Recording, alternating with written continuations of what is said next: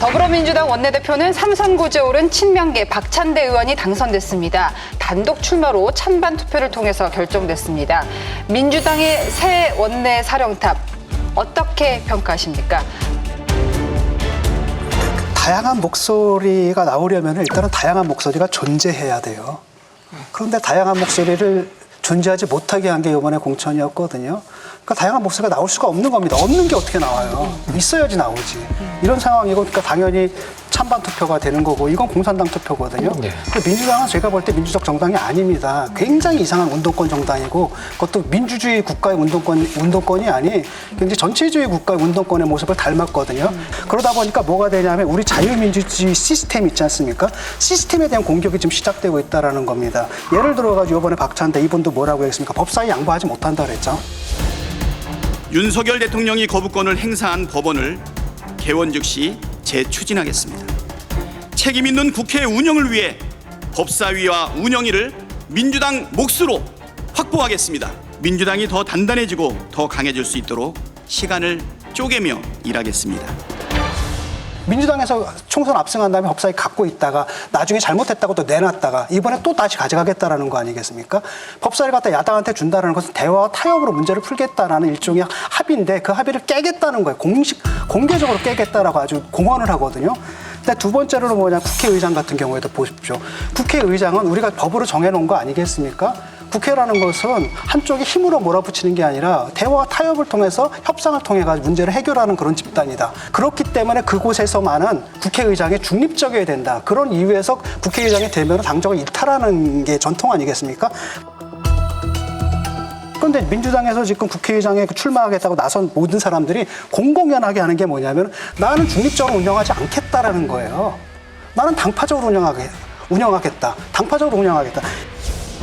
2016년 탄핵 당시에도 거국 중립 내각을 하자 대통령 박근혜를 내치에서 손떼게 하고 국회 추천 총리를 하자 당시 당대표였던 저는 단호하게 거부하고 탄핵 준비를 했었습니다. 2016년과 같은 일이 우리 역사에 되풀이 된다면 국회가 절대 민심과 동떨어진 그러한 불행한 결론을 내려서는 안 된다 이렇게 생각합니다.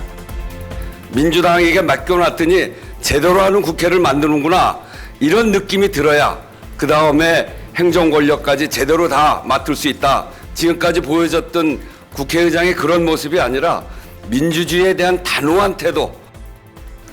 대통령의 9차례에 걸친 거부권 행사 엄중 경고하고 이런 일이 없도록 반드시 저지하겠다라는 말씀을 드렸습니다. 필요하다면 헌법도 개정해야 된다고 생각을 합니다. 상권 분립 체계 하에서 이 뽀뽀가 행정부로부터 끊임없이 무시당하고 국회의원들 압수수색 체포될까 걱정되는데 그런 상황에서 국회가 국회의장 제 몫을 못 냈습니다. 분명히 역할을 해내겠습니다. 가장 중요한 건 우리 당원들이 민주당이 다수당이 된 그 효능감을 보여줄 수 있게 잘 하도록 하겠습니다. 이걸 갖다 추미애 이분은 원래 그런 분이고 정성호 이분도 사실 원래 안 그런 분인데 덩달아 지금 그러고 있고요. 조정식 이분도 지금 덩달아 그러는데 이런 사태가 어디 있을 수 있습니까? 전 세계 국가에서 국회의장 출마하면서 나 당을 갖다 말이죠. 국회를 갖다 당파적으로 운영하겠습니다. 우리 당을 위해서 운영하겠습니다라고 공언하는 그런 집단이 어디 있습니까?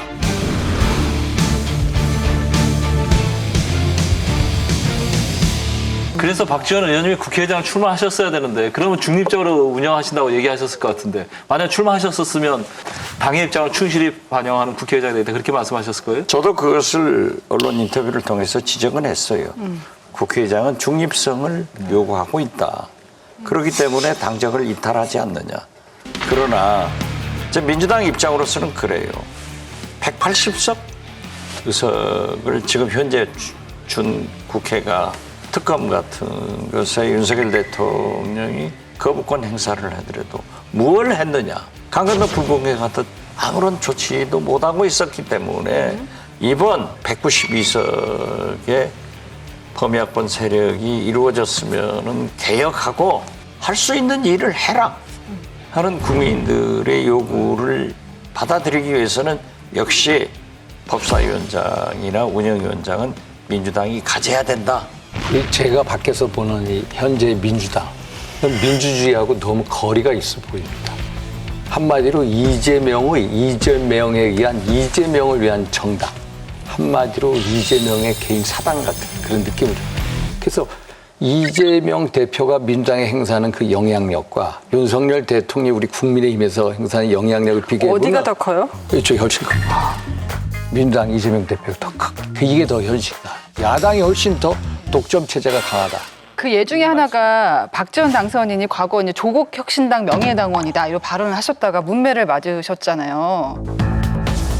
제가 원장님 말씀 들으니까 저희하고 저 조국혁신당하고 거의 정세 인식이나 똑같은 것 같아서요. 나중에 저희 명예당원으로 좀 괜찮으신가요? 모셔야 되지 않을까. 저한테 네, 명예당원 좋습니다. 허락하신 나는 이 건가요? 자리에서 분명히 말씀드리지만 오늘 굉장히 많은 공격받으실 것 같은데. 폭넓게 봐야 돼요. 폭넓게.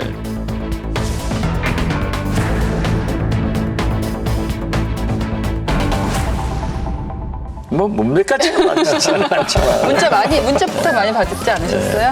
많이 받았죠. 예. 더민주 전국혁신회의 같은 경우에도 전당대회를 어떻게든 뭐 준비를 하거나 영향을 미칠 수밖에 없는데 더민주혁신회의가 개최한 총선평가 간담회에 당선인과 낙선인 수십 명이 참석했습니다. 지난해 6월 출범한 강성 친명 원외 조직 더민주혁신회의는 이번 총선에서 당선인 31명을 배출하며 당내 최대 개파로 떠올랐는데 이재명 대표 체포동의안 국면에서 비명계 의원들을 비판하는 등 존재감을 키워왔습니다.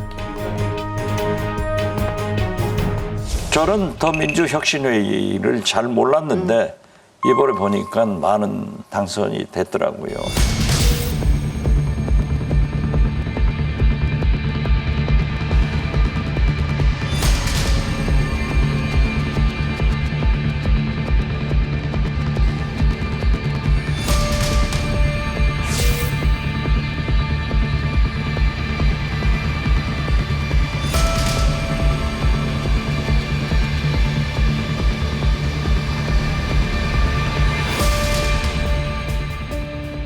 제가 보기에는 이재명의 그 호위무사 그룹 같아요. 여기 더민주혁신회가. 안 그렇습니까? 이재명의 호위무사 그룹. 그래서 처음 알았어요. 그런데 어떻게 됐든 만약 김대중 대통령이었으면 저런 당내 모임을 용인히 했을까? 어땠을까요? 용인하지 않죠. 역대 대통령들이 당내 사적인 모임을 자제하라고 금지령 내리는 대통령들이 많아요. 여러분 여기를 눌러서 구독을 해주시면 강적들 컨텐츠를 빠르게 만나보실 수가 있습니다. 알람 설정도 잊지 말아주세요.